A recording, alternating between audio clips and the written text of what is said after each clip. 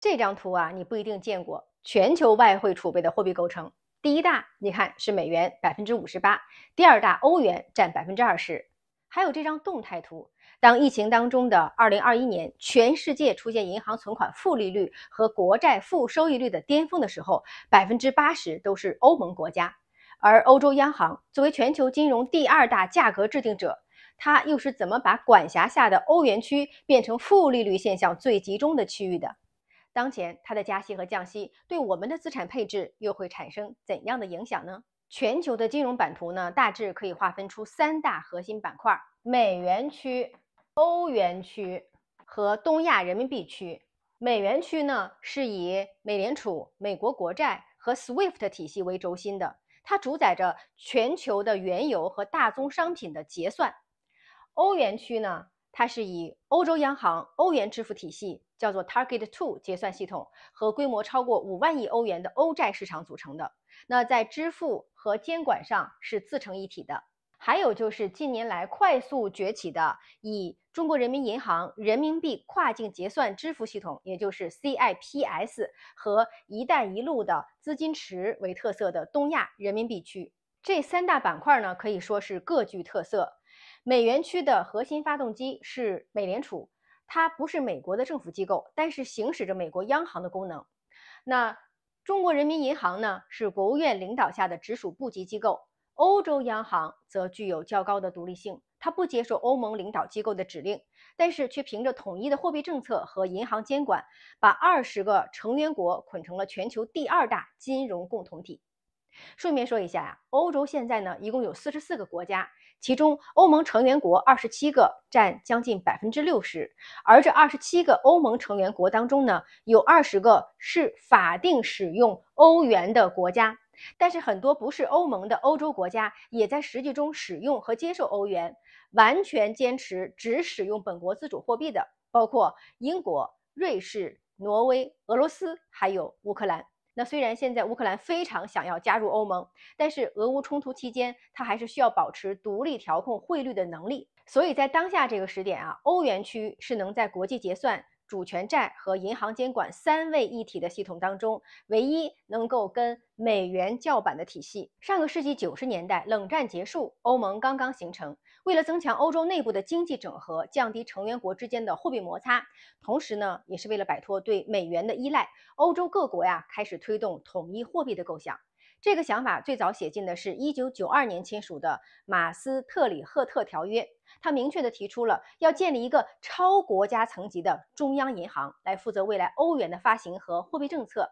到1998年，欧洲央行正式在德国的法兰克福成立了。它的英文名称呢叫做 European Central Bank， 简称 ECB。而欧元呢作为货币单位是在1999年1月1号上线的。最初呢只是存在于账户和电子转账当中，直到2002年，欧元的纸币和硬币才开始正式的流通。那么谁是 ECB 欧洲央行的股东呢？答案是欧元区的各个国家央行，就是包括像德国央行、法国央行、意大利央行、西班牙央行这些机构，是欧洲央行的共同出资人和执行合伙人。那当时呢，欧洲央行设立了100亿欧元的认缴资本，其中10.8亿欧元是实缴资本，也就是说，每个成员国的出资比例呢，当时是按照他们的人口和 GDP 的加权确定的。举个例子啊，德国占比最大，那它缴了超过20%的份子，法国、意大利、西班牙也都排在前列。你可能会问了，欧洲央行自己赚钱吗？它是一家盈利机构吗？答案是的啊，它的确会有利润来源，但是运作方式呢，跟普通的商业银行是不同的。欧洲央行的盈利主要来自2个部分，第一就是它持有的外汇储备和债券资产，比如说它通过量化宽松啊，也就是印了欧元之后，买入欧元区国家的国债以后收的利息。说到这儿，有朋友可能会问了，欧洲央行有可能会去买美国的国债吗？答案是不可能啊！欧洲央行的钱呢是欧元区的专用款，那他买美债等于拿欧洲人的钱去帮美国人还债了，那法律和名义上都不允许。欧洲央行的第2条财路呢，就是它给欧元区的各大商业银行提供的资金支持，我们说叫贷款。简单说呢，就是这些商业银行手头紧，需要资金周转的时候呢，会找欧洲央行去借欧元。那欧洲央行呢，也不是白借的，它会跟这些商业银行收利息。这些利息收入呢，就构成了欧洲央行的重要财源。到了年底算总账的时候，如果欧洲央行赚了钱，有了盈余，它不会立刻把钱全部分光，它会先拨一部分进自己的储备金的池子，剩下的利润才会按照各国央行当初出资的比例进行分红。那德国央行当时出资最多，所以呢，这个时候分到的利润也就最多。法国、意大利这些国家呢，就按照自己的比例拿自己那份就行了，这样就确保了欧洲央行自己手里有钱，不用看各国政府的脸色过日子，就维持了财务上的独立性。不过呢，天有不测风云，万一欧洲央行自己的投资栽了大跟头，比如说他买的这个国债价格暴跌了，你像他买了希腊国债这种3C 级别的，那都成垃圾债了。如果未来类似这样的国债亏的连欧洲央行的储备金都填不上窟窿了，那么当初出钱的这些各国央行就得按比例掏腰包来补这个窟窿。那你像德国、法国这些大股东补的就非常多，小国家补的就少。但是大家齐心协力的，也最终得把这个财务缺口填平。这套机制呢，就像给欧洲央行上了一道保险，那赚了钱大家一起分，亏了钱大家一起扛，让欧元区的成员国能够在风浪里面站稳脚跟。好，那对于像德国、法国这些欧洲央行里面比较有实力的股东来说，他们能得到什么样的好处呢？那未来呢，随着欧元资产国际化程度的提升，各国央行作为股东，它其实呢有望从中间接的获得金融回报，比如说欧元信用的溢价，那带来它的债务融资成本的降低，银行间流动性的改善，还有欧洲金融机构全球议价能力的上升等等。所以从结构上来看呢，欧洲央行是没有一个单一主权国家进行背书，但却有统一货币权力的超国家银行。它靠着各国央行出资成立，但是它制定的货币政策却对整个欧元区都具有法律效应。那这种模式可以说是全球独一份儿。说到一个国家或者一个区域的央行，它的最核心的职能呢，其实只有一个，就是稳定货币价值，也就是我们常说的保物价、控通胀。欧洲央行也是一样，它的法定目标非常的明确，就是让欧元区的通货膨胀率长期维持在2%左右。这就和美联储不同了。你看美联储它是有双重目标的，不仅要稳物价，还要保障就业。而欧洲央行它就真的只有这一件事儿，控通胀，哪怕为此牺牲一点经济增长，它也要控物价。那为了达成这个目标呢，欧洲央行手里有3套工具包。第一个是它的利率，它每6周会召开一次货币政策会议，那会决定3项关键的利率。第一个就是主要再融资利率，这个是什么意思呢？我们可以把它理解为就是欧元区的那些银行，它向欧洲央行借钱时候的基准的价格。第二个叫做边际贷款利率，就是借钱时候的利率最高的一个上限。第三个呢叫做存款机制利率，也就是说商业银行把钱存在欧洲央行时候的这个利息，有的时候是负利息你没听错。2021年欧元区的存款利率曾经长时间都是负的，这就意味着那些商业银行把钱放在欧洲央行还得倒贴钱。那目的呢，就是鼓励这些银行把钱贷出去，而不是囤起来。第二套工具呢是公开市场操作，比如说量化宽松，也就是我们常说的 QE。那我们可以把它简称为资产购买。你像在欧债危机疫情冲击的这些阶段，那欧洲央行曾经多次大规模的买入各成员国的国债，把流动性呢直接打入市场，从而压低整体的利率，防止这些国家的信用崩盘。你比如说，在2020年到2022年疫情期间，欧洲央行为了挽救希腊于破产的边缘，就是捏着鼻子买了200亿欧元的希腊国债。希腊国债在国际市场上一直都是没有人敢接盘的，它的利率都已经高到36%了，也没人敢要，因为未来能不能还上真不好说。毕竟在2010年到18年，希腊曾经面临破产，那欧洲央行当时就通过3轮救助贷款，总计2890亿欧元，把希腊留在了欧元区。那这笔钱呢，到现在还没还上，欧洲央行就把这笔钱呢展期到2057年了。同时，在疫情最严重的2012到2022年，欧洲央行呢还把它所持的希腊国债的65亿元的利息收益又退还给了希腊财政部，希望帮他渡过难关。你看啊，虽然欧洲央行自己不发行国债，但是它可以买入成员国发行的债券，利用规模和利率去影响整个欧元区的融资环境。那第三套工具呢，其实是金融监管。2014年以后呢，欧洲央行还被赋予了对欧元区那些大型银行的直接监管的功能，这使它不仅仅是一个印钞和调息的央行，更是欧元区的一个大总管。好了，那你可能会问了，这么大的机构谁来拍板啊？欧洲央行最高的决策机构呢，叫做管理委员会，是由2个部分组成的。第一就是总部的执行董事会，包括行长、副行长和4名执行理事，一共有6个人。那第二层呢是20个欧元区国家的央行行长。所以欧洲央行的货币政策其实是这26个人开会表决决定的，大家一人一票，不管大国小国，这每一票的权利是相等的。虽然看起来呢有些冗长，但是也保证了政策在欧洲各国之间的一个共识基础。所以你看啊，欧洲央行的机制呢，看起来像是西方式民主加上央行独立性的一个典范，但是它所服务的不是任何一个单一国家的财政体系，而是一个超主权货币体系的稳定。这也是它在世界金融体系当中既被尊重，也常常被怀疑行动迟缓的一个根源。欧洲央行的总部在德国的法兰克福，现任的行长呢是克里斯蒂娜·拉加德。当欧洲央行加息或者降息的时候，你以为只是影响了欧元区国家的利率吗？其实远不止啊，因为欧元它不是普通的货币，它是全球第2大储备货币，第2大支付货币，它背后还有一个超过5万亿欧元的国债市场，一个跨国统一监管的银行体系。所以呢，欧洲央行的一次加息或者是降息，往往会触发全球资本市场的一连串反应，就像多米诺骨牌一样，